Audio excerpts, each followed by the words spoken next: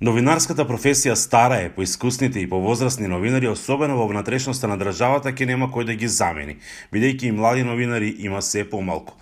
Новинари со 20 и повеќе години работно искуство заминуваат од професијата и се ориентираат на работи во други дејности, сметајќи дека таму примањата ќе бидат поголеми, вели Жанета Здравковска, председател на Сдруженијето на новинари на Македонија во Битола. Најмладиот новинар во Битола е 38 години, меѓутоа сепак би го нагласила она што го кажав и предходно, значи сега се соочуваме не само со недостаток на млади новинари, туку немаме и повозрастни новинари. Во Охрид, како втора поголемина медиумска зеница во државата после Скопје, најмладиот новинар има 32 години. Млади новинари речиси да нема, една генерација која беше млада пред 20 на години, се уште е актуелна.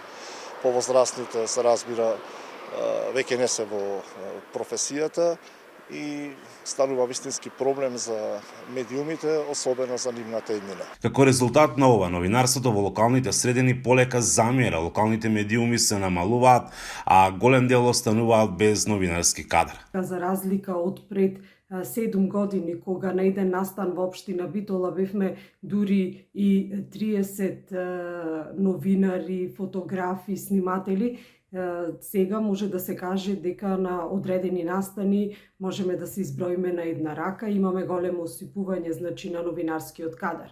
Тоа е така затоа што нема и интерес ни од помладок. Причина за ваквата состојба е што новинарството станува професија која не е добро платена.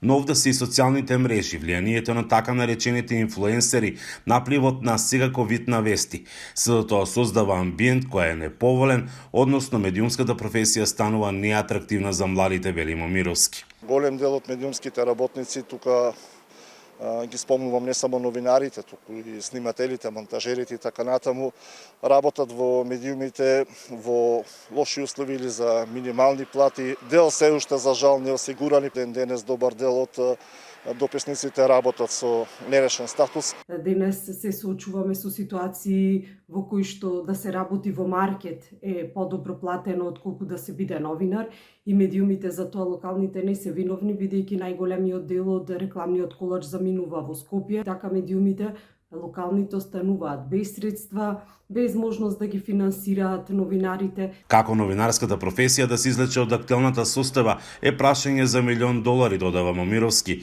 Вели, ако ваквиот негативен тренд продолжи, проблемот ќе биде уште поголем отколку што е сега. Факт е дека медиумскиот еснав мора да преземе итни мерки во овој правец и мислам дека треба да биде приоритетно прашање како оваа професија повторно да ја вратиме на вистинските патеки, како повторно да стане атрактивна и привлечна за младите. Дополнително, се помали интереса за запишување на студиите по новинарство на некои од државните универзитети во земјава. Во академската 2015-2016 година се запишале вкупно 59 студенти, додека во 2021-2022 само 36. За Гласот на Америка, Мики Трајковски.